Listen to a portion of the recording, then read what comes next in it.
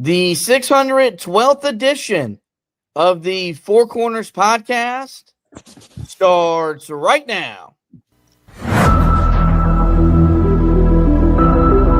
This is the Four Corners podcast. Walton ready on his second attempt. That one is no good. They battle for it. Loose ball. Recovered Marvin. He scores. 17 seconds left. And he was fouled. Here we go. Lawson with a runner. No. The rebound. Hansbrough at the gun. Got it.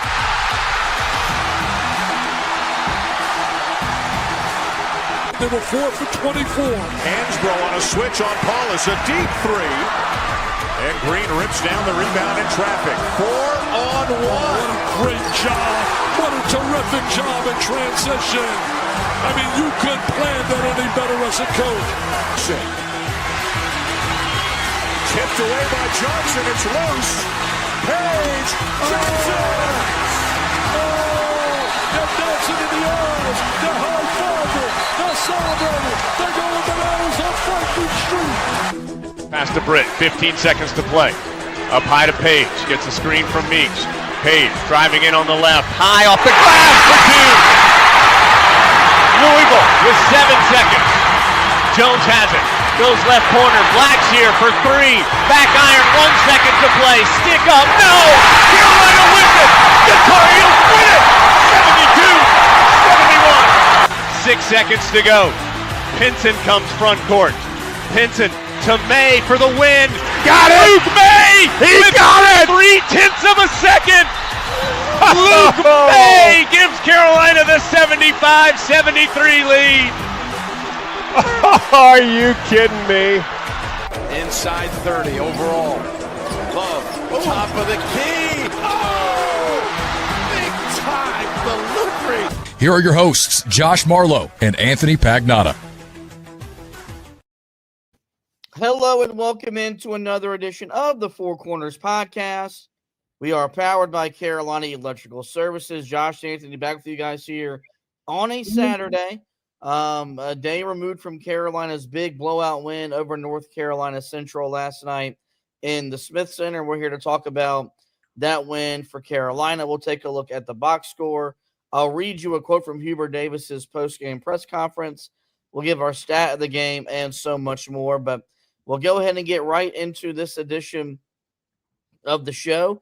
Full disclosure, we taped this before Carolina Wake Forest took the field on football. Hopefully, as you're watching this is after a big Carolina football win as they look to get closer and closer to a bowl game. But back to basketball. Carolina got a win last night that we said they needed to get in terms of blowout fashion. They beat the Central Eagles 97-53 in a game that was never really in jeopardy. Carolina, another slow first half, another sluggish first half behind a lot of first half turnovers, built a 39-24 lead at the half.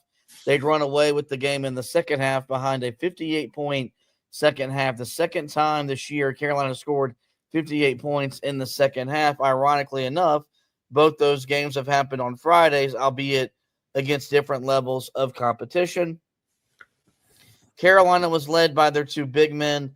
Caleb Wilson and Henri Veesaar both recorded double-doubles. Wilson with a 21-point, 13-rebound double-double. Veesaar with a 12-point, 11-rebound double-double as Carolina's size, length, and athleticism overwhelmed the small school from the MEAC. Overall, Carolina had 4 players score in double figures, and they put together their best perimeter shooting performance of the season. They shot 38% from behind the three-point line on 11 makes. So, this was a game that we expected Carolina to win, and Carolina to win comfortably. They did that, but the first half left maybe a little bit more to be desired, but you saw a much better performance in the second half, and it's why Carolina is sitting here at 4-0, and they picked up their second 40-point win in as many weeks. Yeah, I mean, the first half, I think that's something that we are going to have to start to figure out here with this team. Is this basically what's going to happen in a lot of first halves that Carolina is not going to get off to necessarily a fast start. I mean, the only game where you really felt overly comfortable in the first half was the game against Central Arkansas. That game, Carolina just came out and dominated from the word go. This game against NC Central wasn't necessarily that wasn't necessarily the case. Rather, I mean, this team, at one point it was a 6-point game there in the first half as we came down the stretch, and then Carolina goes on a nice run at the end of the first half. And so, I mean, that's the thing, is that this team, when they need to make runs, they've been able to do it. And that's what's different from last year's group. But you look at that first half, Caleb Wilson was dominant when he needed to be. 17 points on 6 of 7 from the field.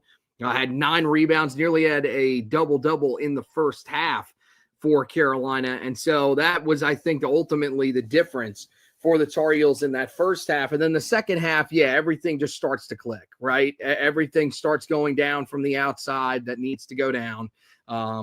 Carolina is able to turn the pressure up defensively the way that they needed to. And I think that's a big part of the reason why Carolina gets as significant of a win as they got. And no, Carolina didn't score 114 points against this team like NC State did, but NC State also didn't hold this NC Central team to 53 points. And as poor of a shooting night as they had, I mean, they were just 16 of 66 from the field, shot 24% overall in this game. So Carolina's defense really tremendous, especially in that second half. So, this team doing what they have to do against these teams. We talked about it. Style points were going to matter in this game, and they certainly got some in this win over NC Central. Yeah, let's go ahead and take a look at deeper dive at that box score. It's a pretty one for Carolina. They shot 55% from the field. They were 30 of 55. Meanwhile, you mentioned Central just 16 of 66 from the field for 24%. Carolina was 11 of 28 from behind the three-point line for 39% shooting. They held Central to 7 of 26 from behind the three-point line. That just equates to 27%. Free throws, a big thing we talked about going into the game after Carolina just 31 of 49 at the foul line on Tuesday. Better, but they still missed 9 free throws. They were 26 of 35 for 74%. Central was 14 of 20 for 70%. 10 turnovers in the game for Carolina, all of them in the first half, led to 5 points for North Carolina Central. Carolina forced just 9 turnovers, but scored 16 points off of them. A dominant performance on the glass for Carolina. They out-rebounded North Carolina Central 51-30, including 39-16 on the defensive glass. Believe it or not, Carolina was actually out-rebounded on the offensive glass 14-12, but the Heels had 18 second chance points on their 12 offensive rebounds, just 7 second chance points for Central on their 14 offensive rebounds. The bench was much better for Carolina last night, 39 bench points. They outscored North Carolina Central's bench 39-35. Points in the paint in favor of Carolina, 36-12. Fast break points in favor of Carolina, 13-0. Blocks in favor of Carolina, 14-2. They were outstolen 6-1. Overall, Carolina had 21 assists on 30 made baskets. North Carolina Central, 10 assists on their 16 made baskets. And Carolina led for an astonishing 39 minutes and 44 seconds in the ball game. Let's now transition to the quote of the game, which I'll read really quickly from Hubert Davis. And he was asked about Carolina's ability to block or alter shots. And the head coach said, quote, "I mean, it's real. If they don't block a shot, their ability to alter shots is huge for us. So when guys get into the lane, it's not easy to be able to finish around there. I think they do a good job of staying out of foul trouble, but it's not just those two. I mean, Jaren is 6'10". We've talked about our positional size. So even our guards are 6'5", 6'6", and so it's really helped us out defensively," end quote. He's talking primarily about Wilson and Veesaar's ability to block and alter shots. They blocked combined 9 shots last night. 9 of the 14 blocks came from Carolina's 2 big men. You had 14 overall. And, you go back to Tuesday night's foul fest against Radford, Carolina did such a great job defensively, but only committed 15 fouls as a team. So they did a much better job defending without fouling. And we do this whole comparison game in whether it's sports talk radio, podcasting, something we're both a part of. And, we're trying to find a ways to compare this Carolina front court, and it looks different. It's not being executed exactly the same, but with their ability to block and alter shots, with their ability to just own the glass, Caleb Wilson and Henri Veesaar, they're giving John Henson and Tyler Zeller vibes with just how dominant they are on the front court. They protect the paint. They score at the rim with a lot of layups, a lot of dunks, but they both have the ability to step out and hit 16, 18 footers. Both guys can step out and make and make 3-pointers. And, it's 4 games. It's 2 weeks into the season, but a lot of people around college basketball, the local and the national media, said Carolina's strength is going to be in his front court. It's going to be with Wilson. It's going to be with Veesaar. And I think last night was just the latest example of how they can control the game, how they can dominate the game. And it's why they've emerged through the first 2 weeks as the 2 best players for Hubert Davis in Carolina. Yeah, and it's so much different from what we saw last year. I mean, especially the ability to alter shots and block them. I mean, Carolina had none of that last year. No matter what they tried to do, no matter what they tried to bring out of Vin Allen Lubin, they never had a guy that could really protect the rim. And this year, you've got 2 guys that are able to do that. And you're right, it does kind of call back to Tyler Zeller and John Henson, because those were, the last pair of guys that really did this good of a job of making sure that they protected the rim. I mean, 14 block shots. I forget where somebody said that ranked. I think it's the 3rd most all time in a game by Carolina, something like that. I mean, it's ridiculous, to just put it plainly. I mean, you don't expect that against any opponent. And yeah, part of it may be that NC Central was small, but it didn't matter last year. Carolina was playing small teams, and it still didn't matter. Teams were able to drive the basket and score on them because they didn't have that guy that could really alter shots down there. Now Carolina's got 2 of them. And you mentioned what they're doing on the offensive end of the floor too. I don't think you can overlook that. I mean, the way that these guys are finishing at the rim is tremendous, because the last few years, Carolina, has had guys that could finish at the rim, especially with Armando Bacot. But that other guy that they played at the 4 spot wasn't necessarily the greatest finisher there, or something along those lines. And Carolina, was a team that struggled to finish inside at times. Now, I mean, this whole team is doing a really good job of that. I mean, you look at it in this game, Carolina, 9 of 11 on layups, 6 of 8 on dunks. I think that's kind of what you're looking for. I mean, the dunk number, you would love for that to be a perfect figure, but it is what it is. When you have as explosive of athletes as you're going to see, these guys are going to try some things while they're out there, and it's going to lead to some of these misses. But you just like the fact that these guys are being aggressive at the cup, as opposed to in the past few years, there were times where you just left scratching your head about why is Carolina not dunking the ball in certain situations. I mean, even I brought up Armando Bacot. There were even moments with him where you would ask that question to yourself of, why didn't he just dunk the ball right there, or why is he struggling to finish at the rim at times? So I really think that's an area that Carolina's gotten so much better at. Jaren Stevenson deserves a lot of credit too. I mean, he's completely changed his game from being a guy that literally just stands out beyond the 3-point line and takes shots. Now he's putting the ball on the floor, driving to the basket, and successfully finishing inside. When Carolina's got this type of size and they're doing the things that you're supposed to be doing with this type of size, it's what makes it really difficult to go up against Carolina. And that's what made it so difficult for Kansas when we saw them play last Friday. So I think this is going to translate over into some of Carolina's tougher games. And that's the thing that I think excites me the most, because, at this point, if you had any question about whether or not the front court was going to be the strength of this team, those questions should be gone now. It is definitely the case with this group that they are a front court-based group, very similar at times to what we saw under Roy Williams. You look at the stat of the game. I went points in the paint for Carolina last night. They were plus 24. They outscored North Carolina Central 36-12 in that category. And I really just want to focus on how little points in the paint Carolina gave up.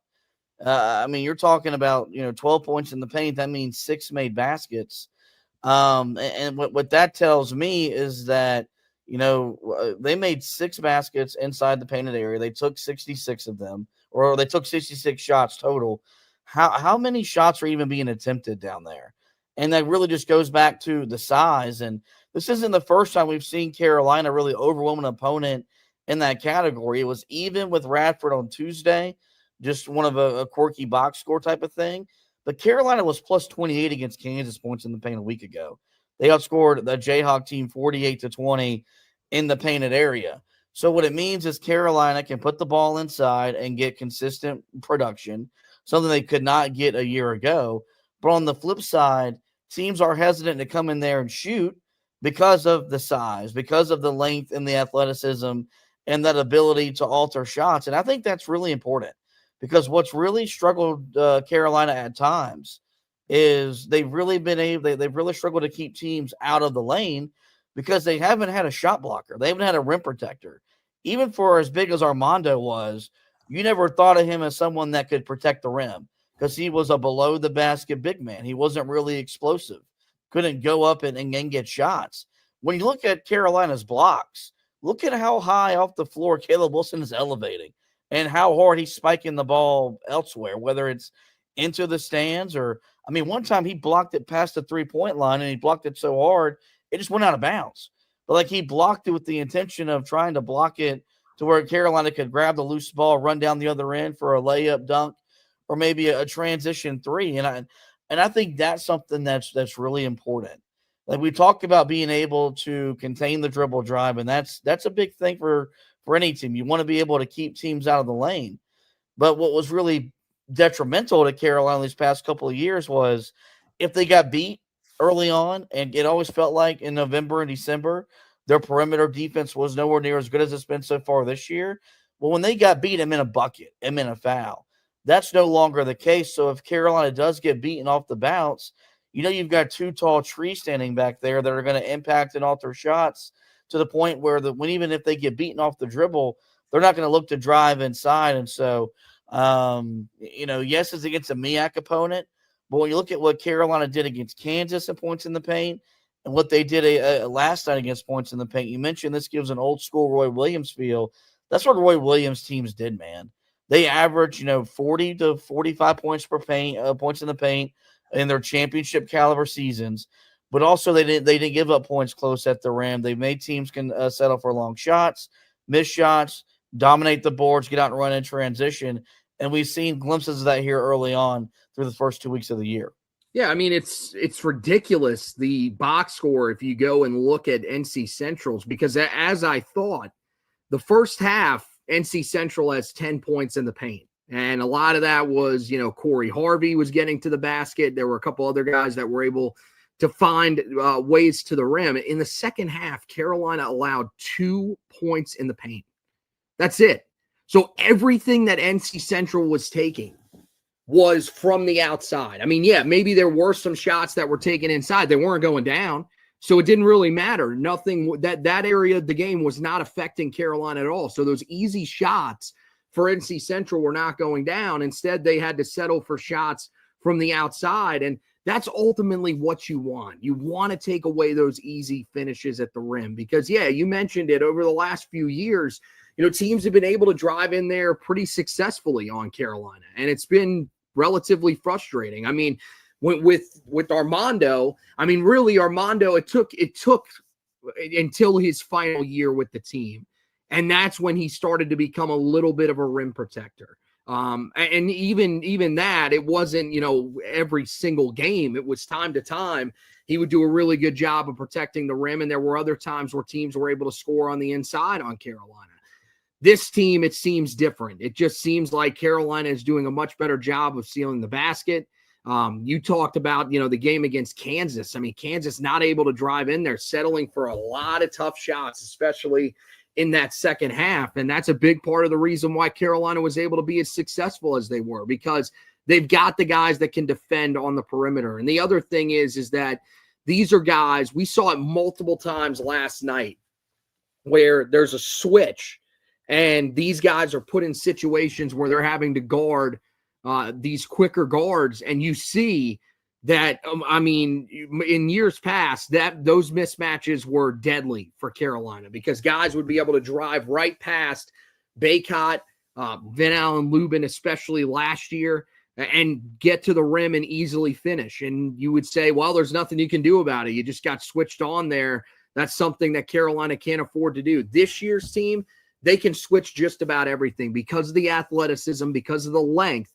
It's still going to allow Carolina to alter shots. So I love that aspect of it. And then offensively, again, I love getting it in the post and getting these guys good looks. And you talked about a lot of the high-low action that Carolina is doing. We saw that on display last night. And, Carolina was really carving up in that first half, carving up that zone defense with some lobs at the rim. And you've got guys that, with the athleticism that they bring, they're able to come down with just about every lob and finish. And so that's what you saw from Carolina again last night. It wasn't even really their guards in the first half. In the second half, you started seeing their guards get downhill a little bit more. But in that first half, it was really all the big men just finishing inside. So, credit to these guys, man. They're doing everything that they need to do in that area of the game. I think, as we sit here right now, your two best players are your post players. It is Caleb Wilson and it is Henri Veesaar. I don't question that at all right now. Even though you had some other guys like Luka who scored 13 again in this game, he scored 19, of course, the other night. I still think your two best players are your post players, and that's huge for Carolina this year. Because it just affects the game in so many different ways, especially on that defensive end of the floor. I want to piggyback off what you said about Carolina's high-low action. Carolina has seen a zone defense in every game they've played so far this year. And I think that's the benefit when you play these small schools is they got to play a bunch of different defenses to try to be competitive because they know they can't guard these. They like North Carolina Central knows they couldn't guard Carolina man-to-man. Had they tried to guard Carolina man-to-man, the Heels would have they would have scored 130 on them. They can't guard them. So they got to play matchup zone. They got to play, a 1-2-2. They got to do all these different things. And it's beneficial for Carolina because now you get to see all these different defenses. So whenever you see it in conference play, you're a lot more prepared for it as opposed to going through the first 2 months of the year and not seeing it. I think they've done a really good job being able to attack the zone because your big men can pass the ball as well as they can. Mm-hmm. And that's the benefit of that high-low action is that ability to get the ball to the foul line or extended, but still be able to get it down into the post or to the front of the rim in a manner to where you're not turning the ball over. And you can just lob. Both Wilson, Veesaar are great lob catchers. They got soft hands to where they can catch that almost like, when a wide receiver is catching a pass that's dumped over his shoulder and you just need to bring it into your body and then go up and dunk it. They can do all those things, but I shouldn't be surprised by how good Carolina has ran their zone offense and the looks they're generating because Sue Hubert-Davis was coached by. Roy Williams is the best zone offensive coach I think the game of college basketball has ever seen. But maybe this is me just living too much in the moment. I don't feel like Carolina's zone offense has been this good this early under Hubert in his previous 4 seasons. Maybe it has, and I'm just not giving him enough credit. But I've been really impressed with the zone offense that they've been able to run, the looks they've been able to generate, and you saw a much better shooting performance last night where they were able to get the ball inside whenever they wanted to, but when you're seeing zone, you got to be able to shoot the 3 ball a lot better. And Carolina took a step in the right direction last night, making 11 threes on 28 attempts, 7 different Tar Heels, I believe, connected on one or on at least one triple. What have you made of Carolina's ability to attack zone defenses? Because they've seen zone in all 4 games, and it's felt like at one point or another in each of those games, they've been able to shoot the opponent out of their zone defense. Yeah, I think, when you look at it, compared to last year, and that's really the one that you would compare it to. I think Carolina's gotten off to a much better start against zone defense because of the way that they are able to move the ball. The ball isn't stagnant. The ball is changing sides of the court. That's something that you just didn't see last year and really even the years before that. I mean, these teams, they were built with guys that were isolation ball handlers. That was really what you were focused on with those guys, and that was how they would create their offense. This year's team is so much different. I mean, it's guys that just want to pass and pass until they find that open look. I mean, you said it last night when we were watching the game. There's times where it feels like this team overpasses, where there are shots that are there for them to take, and they end up passing so much that they actually pass into a worse look because it starts to get late in the shot clock. For this group, I think that's the thing that you've got to find the balance of. But I think Carolina's found a pretty decent balance of it here in these first 4 games that they've played so far this year. At least what we've seen in the half-court offense has looked pretty good. And, yeah, it helps when you've got a guy that can get to that foul line. And we feel pretty confident that if you can get to that foul line with Caleb Wilson, that area, he's going to be able to either pass out of that area and find Henri Veesaar, Jaron Stevenson, even kick it back out to the perimeter and find some of these other guys, or he's going to be able to pull up from that spot and make shots.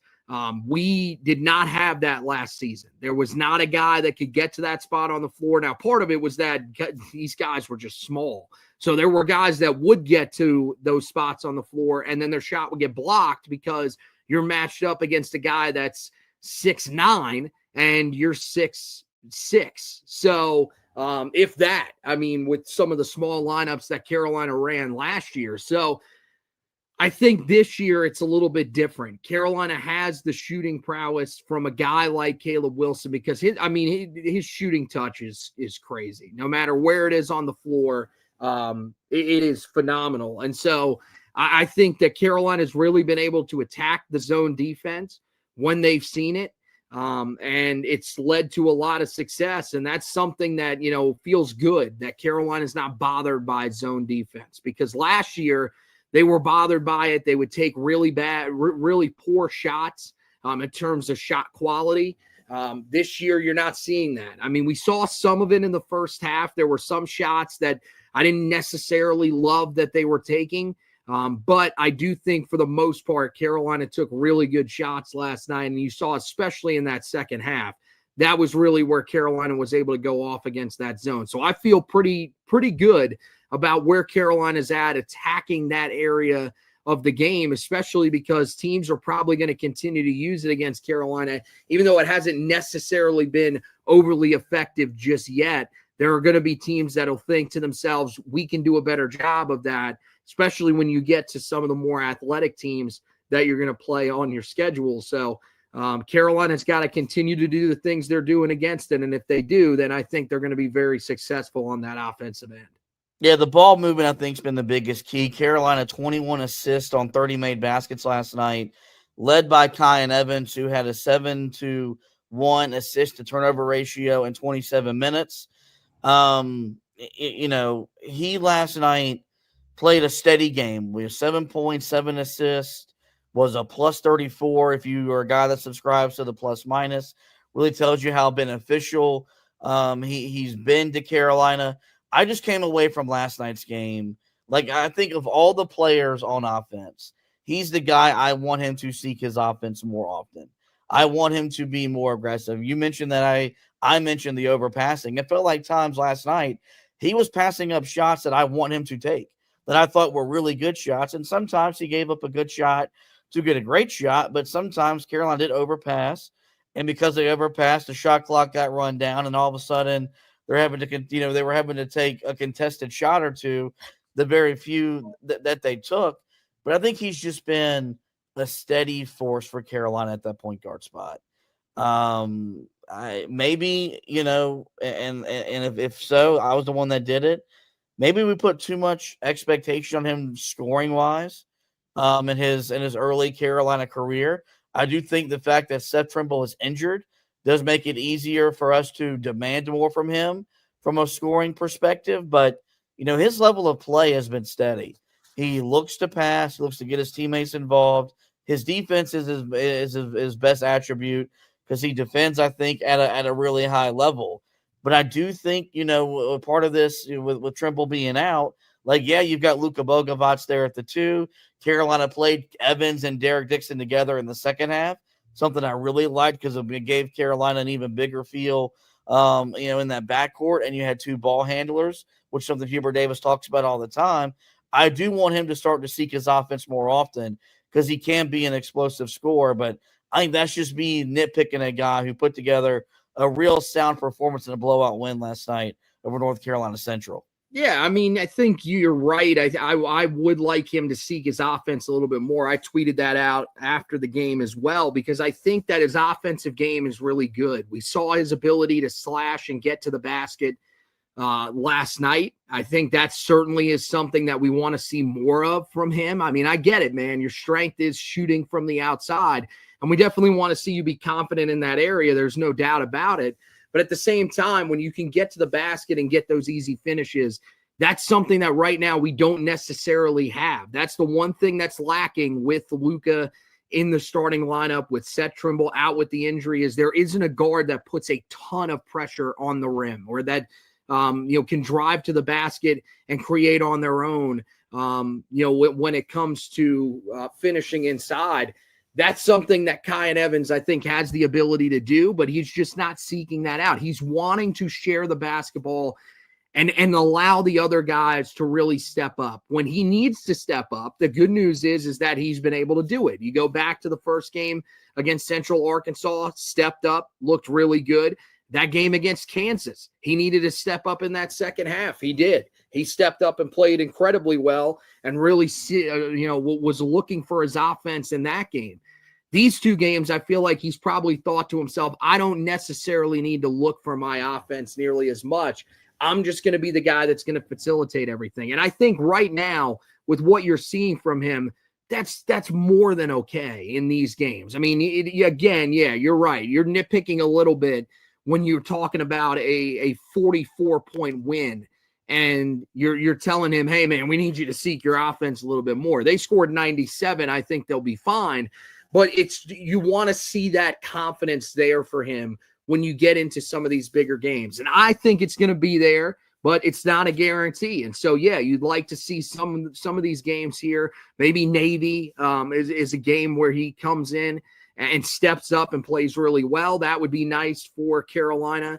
If you could see a little bit more of his offensive game. But at the same time, if you're going to share the ball the way he is, 7 assists, 1 turnover, I mean, that's more than okay out of that point guard spot. That is exactly what we're looking for. And that's the thing. The numbers of assists might not be gaudy. We're not talking about a guy that's going to come out here and have 15 assists in a game like we saw at times with Elliot Cadeau. Elliot Cadeau could have these 12, 14 assist games and stuff like that. At the same time, Elliot Cadeau was turning the ball over 5-6 times in those same games. So I think that's the difference, is that you've got a guy that's aggressive, that knows that he can make just about any pass on the floor, but at the same time, he's not turning the ball over at a high rate. I mean, to have just 1 turnover last night, like I saw there was somebody online that was complaining about him in the first half and saying he was the guy that was turning the ball over too much. No. Your big men were the guys that were turning the ball over a little bit too much. Or really, Jaron Stevenson with 3 in the first half, Henri Veesaar with 2, Luka Bogovac on the perimeter had 2. Those were the guys that it was more frustrating with. It wasn't necessarily Kyan Evans who was making the mistake. And that's a breath of fresh air for Carolina after the last couple of years where, it felt like Carolina, I mean, there were times Carolina couldn't even make a damn entry pass with their point guard. And this is a guy that it feels like can make just about every pass on the floor and doesn't turn it over at a high rate. So I think he's playing well right now. And I think, when they need him to step up and score the basketball, he's going to be capable of doing it. Let's get into those first half turnovers. That's the real big concern, negative that comes out of the game last night, because Carolina turns it over 10 times in the game, but all 10 of those turnovers come in the first half. And no, it wasn't like North Carolina Central was able to, convert points off of those. It wasn't like Kansas where you gave Kansas 17 points off of turnovers a week ago, but it's why the game was only a 15-point game at halftime, and it's why it was 29-23 with 6 minutes to go, was because Carolina was giving away so many empty possessions because they just kept turning the ball over. And I think, look, there's something to be said. They said, the players said after the game that Hubert Davis was mad. He was upset at the turnovers. And there's the same thing against Kansas. Carolina comes out second half, just one turnover in that game. Last night, 0 turnovers in the second half. But at some point, man, if you turn it over 10 times, it might be too big for you to come back from. Like, you were able to come back against Kansas, one, because you scored 58 points in the second half, but because you did so many different other things that kept you in the game. You defended, you rebounded, so on and so forth. Like, it's early, and this is still, a team learning how to play with one another. You lost a veteran member of your backcourt in Seth Trimble, so you've had to, reconfigure your starting lineup 2 weeks into the season. But if there is one thing that we could be concerned about moving forward, it is those turnovers. Now, the difference is that it appears this group is a lot more coachable to where they can go in at halftime and get it corrected. Wasn't the case last year with a guy like Elliot Cadeau. It felt like once the turnovers became a problem, it would snowball from him. I think that speaks to the maturity level of this group, that they can make mistakes, they can move on from them and put them behind them. But at some point, I think it's fair to ask them to not turn the ball over 10 times and a half against mid-major competition. Yeah, no, it's more than okay to ask that. And, part of it is, I guess, you do wonder, if the zone off or the zone defense that Carolina was seeing was something that threw them off a little bit in that first half. It feels like at times the guys like Veesaar and Jaron Stevenson, they're trying to handle the ball a little bit too much. We saw that, early in the season when Carolina was turning the ball over against Central Arkansas. You saw it a little bit against Kansas too, where it just felt like, get the ball out of your hands. Get the ball out of your hands. Nope, we're turning the ball over. They would just dribble for too long. And so I think that's certainly part of it, is that because you've got guys that feel like they are more athletic and can take guys off the dribble, at times it hurts them because they get a little too overly aggressive and it leads to a turnover. You're hoping that that's something that's going to be corrected. And yeah, it really has just been a first half thing. In the second half, Carolina has done such a good job of taking care of the basketball. I mean, to not turn it over a single time in the second half of this game is amazing after you turned it over 10 times in the first half. It's just weird how that switch seems to flip on for these guys, and all of a sudden it's not like they've stopped passing the basketball. It's not like we've gone, we're going ISO mode here, we're just completely changing how we play. No, it's Carolina's still moving the ball the same way that they are, but for some reason they're able to take care of the basketball better. So I think that's something that they've really got to get these guys focused on, is getting off to better starts in general. But the biggest part of that is those turnovers, man. That's the reason why teams are able to hang around against you, is because you're turning the ball over, these empty possessions that you are coming up with. Missed free throws were certainly part of it too. That was something that we saw again in this game. Not nearly as bad as the last two games, but if you miss 2 free throws, that basically is a turnover there. So I mean, that was what you were experiencing in the game against Radford the other day, was that, you had those first half turnovers. You had those blank trips down the floor when you were getting to the foul line and not scoring. And so that's what Carolina's got to avoid in these first halves. They're doing just about everything else right, except, they could use a little bit better shooting in general in the first halves as well. But I think that the turnovers, if they can get that under control, then I think they're going to be able to get off to faster starts, put some cushions between them and some of the opponents they play in the non-conference, and even, some of the better opponents that they play in the non-conference. It may allow them to take early leads and really control the game. That's ultimately what you're looking for from Carolina. And right now, this is the reason you scheduled the way that you scheduled, to be able to work these kinks out. And I think that Carolina hopefully is starting to work on some of those, and hopefully they'll get a little bit better when it comes to the turnover issues that they're dealing with in the first half of these games. One last thing I want to talk about before we get to our discussion topic and hand out our game balls. We wanted the bench to step up. We thought this would be a game where they would get to see extended minutes, and that was definitely the case. Every, let's say, rotational reserve, so everyone excluding the walk-ons last night, played at least 6 minutes off the bench. Jonathan Powell led the bench unit with 19 minutes. Derek Dixon played 16. Zayden High played 14. And with that, you got quality bench production where your bench scored 39 points, led by Zayden High with 11. Derek Dixon and Jonathan Powell, they both added 9 off the bench for Carolina. I don't think it's fair to expect High to be someone that scores 11 off the bench on a nightly basis, but you could see that's the best showing he's had in his, Tar Heel career, which was a freshman year. Of course, was, suspended last year. It was not with the program back this year, but, you saw what he was able to do. 3 of 7 from the field, was very efficient from the foul line. Want to touch really quickly on Derek Dixon and Jonathan Powell. Dixon was 3 of 5 from 3. Really like him and Kyan Evans in the backcourt together. I think you'll see a lot more of that moving forward. And then Jonathan Powell, a guy that, we've said, hey, we want you to be a lot more aggressive when you're on the court, was 2 of 6 from the field, all 6 of his attempts from 3. I like that. And then 3 of 4 from the foul line with 4 rebounds, all in 19 minutes. And we know that he's a three-point shooter. That's what he was brought in to do. And we know what kind of three-point shots he likes to take. He's going to find him a corner, primarily the left corner, hang out in there, wait for the ball to find him, and he's going to shoot threes. And he's going to shoot them very, very well.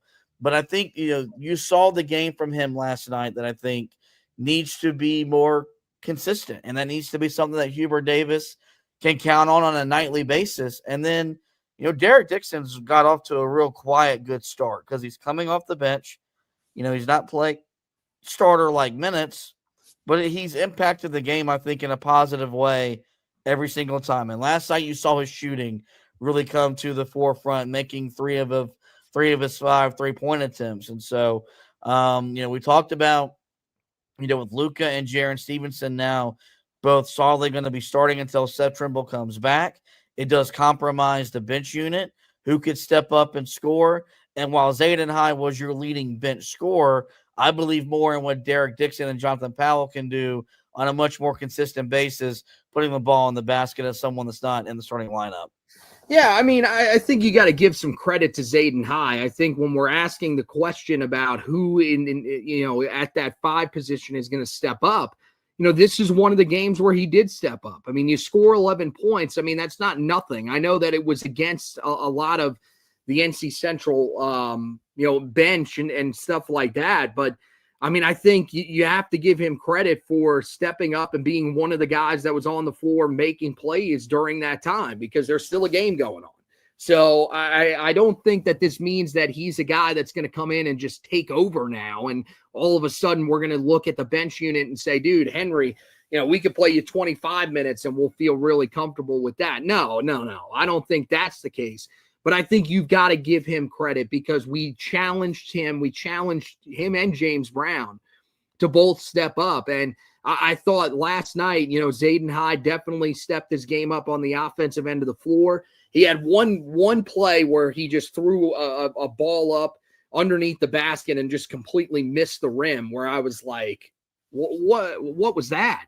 But I think those are the moments that you're going to have to experience with him. But I think if you're asking who is ahead of the other guy, I think a game like this shows that Zayden High is just a little bit ahead of James Brown, and that's okay. James Brown is a guy that as the season goes along, maybe he progresses, and all of a sudden we're talking about James Brown being that backup 5. But I think right now Zayden High is that guy, and we know that he's someone that can help you at the 4 spot as well, which is always something that helps. When you get to the other two guys off the bench, and really I want to touch on three of them because I think that Isaiah Dennis deserves to be talked about as well. There are people that are asking some questions about him. When it comes to Jonathan Powell, I mean, look, man, this guy is as predictable as it comes about what exactly he's going to do. I mean, I've never seen a guy. I mean, he loves the corner three like I love sweets. I mean, this dude is crazy. It's every shot down the floor that he takes, it is going to the corner. It is like that meme from Family Guy where they are playing the video game and it's corner three. I mean, that's every time that he has a chance to shoot the ball. He wants it in the corner and he wants to knock down a shot. And look, that's something that if it's going down, then that's great, man. That's something that really helps Carolina. 2 of 6 from beyond the arc. I think we'd like him to be just a little bit more efficient, and we're looking for him to maybe get to that 3-4 game mark that he's able to knock down from outside. But I think, it's hard to really nitpick at what he's doing so far because I think the energy that he brings on the defensive end of the floor, too, is really, really good. And that's something that I don't know if we really talked about it as much when he came out of West Virginia. We focused on the offensive end of the floor and the fact that he was a guy that was shooting a lot of threes. But remember, this guy was a starter last year at West Virginia for a reason. And it was because he was a pretty good defender. And we've seen that so far from him. I mean, in this game, again, I know plus minus is very flawed and it's not something that you can usually go off of. But he was plus 21 in this game, guys. When he is out there on the floor, it really does lead to success for Carolina. So I think he's doing what he needs to do off the bench. Derek Dixon is definitely a guy who has stepped up, and every game that he's been in, he scored the ball. That's the thing, is that he's coming in off the bench and he's scoring it. It might not be the most efficient, but he's finding a way to put points on the board for Carolina. This game, much more efficient. 3 of 5 from the outside. And if those shots are going to fall for him from out there, which is what we knew about his game, we knew that he was a guy that can shoot it from the outside. Well, then he's going to be very valuable for Carolina off the bench as well, especially in the absence of Seth Trimble. That's the thing. We said, guys, we need some of these dudes in the backcourt to step up. Well, Luka, it wasn't perfect last night. 13 points, second most on the team, 4 of 7 from the field. His most efficient game that he's played so far this year. Jonathan Powell steps up, scores 9 points. Derek Dixon steps up, scores 9 points. So you're seeing those guys step up. And then when it comes to Isaiah Dennis, there are a lot of people asking the question, why is he not seeing more minutes? I think you said it best when we were watching him towards the end of the game. First of all, he is doing it against guys that are towards the end of these benches. And I'm not necessarily knocking him for that. Very similar to what I said with Zayden High just a minute ago. Look, there's still a game going on. So, the fact that he is coming out and doing what he's doing is a positive. But I think the frame is probably the one area that you're kind of worried about with him just a little bit. He's also a guy that's a little behind the curve because he was coming off of an injury that he suffered last year. I think, if I remember, it was a finger injury or a hand injury, something like that, in his senior year of high school. So he's a little bit behind the curve when it comes to the other guys. But still, I love the effort that you see from him on the floor. I think he looks really good, looks confident on the offensive end of the floor. So I definitely think this is a guy that in future years you're going to see make an impact. And if he continues to do what he's doing towards the end, towards the end of that bench, when he gets on the floor, he might just be able to nudge his way onto the floor a little bit here once Carolina gets to some of their more difficult games on the schedule, if he's scoring the ball the way that he is. All right, in the interest of time, we'll skip a discussion topic from this edition of the podcast. Carolina gets a 44-point win. So let's go ahead and hand out our game balls, and then we'll get to our closing note, which is a pretty big recruiting commitment that Carolina landed yesterday. I'll take the easy way out with this one. I went with Caleb Wilson, a 21-point, 13-rebound double-double. Did so in just 29 minutes, and the efficiency last night was off the charts. He did so while shooting 7 of 8 from the field, 1 of 1 from 3, and was 6 of 8 from the foul line. He did hand out 3 assists against 1 turnover. So he bounced back after the 4 for 13 game against Radford, where he did, produce a double-double, but kind of had to work to get it, where this one the other night, it was easy. It was evident he was the best player on the floor, and became the first Carolina freshman since Daron Sharp to have back-to-back double-doubles as a Tar Heel. He did so last night while scoring in the 20-point variety. So I'll give Caleb Wilson my game ball for last night's win over North Carolina Central. Yeah, this one's tough because, Kyan Evans, with the way that he shared the basketball, definitely deserves to be shouted out here. But I'll go with Henri Veesaar. 12 points for him, 4 of 5 from the field, very efficient. But also, pulls down 11 rebounds, another double-double for him, 2 assists in this game, 5 blocks, does an unbelievable job of sealing the rim for Carolina when he was on the floor. I think this guy just continues to show you, man, that he was the right pickup for Carolina in the transfer portal. There were a lot of other bigs that were out there. Well, maybe not a lot of other, but there were a few other bigs out there that Carolina fans looked at and said, well, maybe they're a little bit of a better option. No, this was the perfect fit for this roster. He brings the perfect size that you need on both ends of the floor. It shows up in the way that he plays. And last night, you see he's a guy that doesn't need to have the basketball a ton to be able to succeed. He takes just 5 shots in this game because other guys were feeling it offensively at certain times during these games. He can lay out of the game just a little bit, but make the plays when Carolina needs him to. And then what he's able to do on the defensive end of the floor, altering every shot that it seems like comes inside the painted area. That's what you love to see from him. So Henri Veesaar has to get my game ball for this one. What a tremendous performance for him, and what a tremendous performance for this front court overall in this game against NC Central. All right, let's get to the closing note, which I mentioned. It involves recruiting. Before Carolina even took the floor yesterday, they did land a significant win off of it, because they landed their first commitment of the 2026 recruiting class. And this is something that we've been talking about here quite a bit over the summer. I think we all thought that Carolina would have maybe landed someone back in September when they had a handful of recruits on campus, but that just was not meant to be. Some of those guys they're still technically in the running for, but for the most part, a lot of these guys have cooled off in terms of their interest in Carolina and have looked to go somewhere else. But Carolina did land 26 4-star forward Maximo Adams yesterday, who came off a real big EYBL circuit this summer where he averaged a double-double at over 20 points per game and 11 rebounds per game, and did so while shooting 42% from the field. According to 24/7 Sports, he's the number 24 player overall in the class, the number 11 small forward, and the number 5 player from the state of California. He stands at 6'7", so kind of has that ideal size that Hubert Davis wants out there on the perimeter. So when you look at this commitment for Carolina, what do you think of Adams as a player, and how important is this for Hubert Davis and this coaching staff to finally land at least one player in this upcoming recruiting cycle?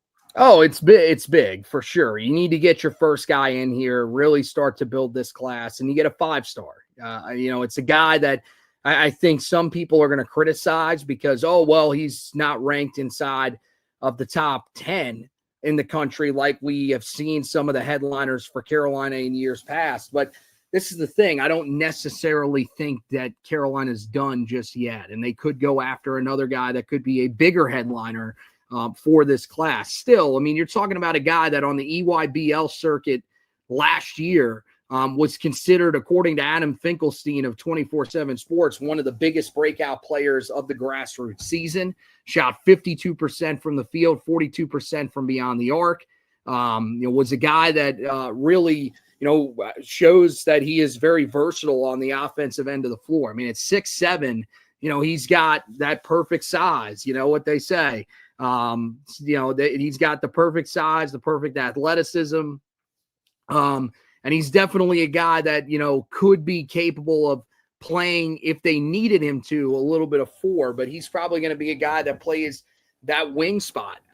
He's going to be a little bit of a bigger wing because of how big his frame is, but really a guy that can do a lot of good things. According to Finkelstein, he has exceptional mid-range.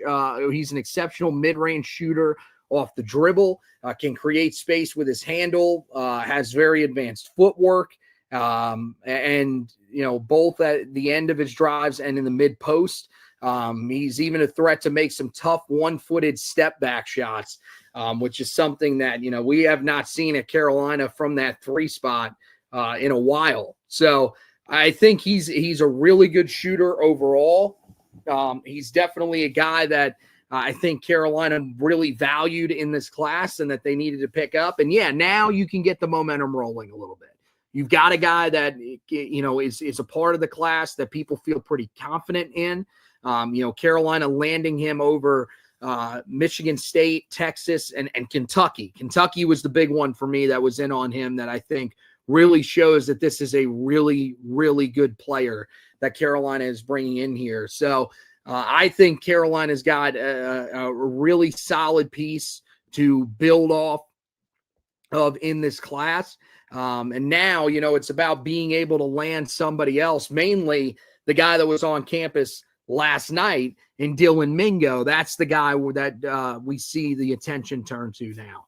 Yeah, it's a real good start to what's probably going to be maybe a 2-man class. Maybe Carolina finds a third man along the way. But look, this is the reality of trying to recruit while your head coach's future is uncertain. We said that was going to make recruiting a lot difficult, but what it does prove is something that's been very accurate for Carolina under Hubert Davis. They've done a really good job of when they get these guys to visit, they usually land the majority of the guys that they want. And this was the last visit that he took after going to Kentucky, Kansas, Texas, and Michigan State. He visited Carolina back at the end of October, and 3 weeks later, he's a Tar Heel. And so it just kind of just proves that really Carolina's issue has been trying to get these guys to campus. Because once they've gotten these guys to campus, they either land them or they're in the final 2 or 3 for their recruitment, which really shows you just how, how good Carolina's doing a good job at selling themselves and their program. The most important thing is, could this be the first domino that lands for them to getting Dylan Mingo, who was on campus last night, was supposed to be on campus the week prior for the Kansas game, but because of flight issues around the country, he had to reschedule his flight. So didn't get to experience the Carolina-Kansas environment. But I think the fact that he did reschedule shows how much he's in on Carolina and how much he's valued by Carolina and this staff. And so, this is not going to be a big recruiting class. You're hoping to get more, quality in terms of quantity.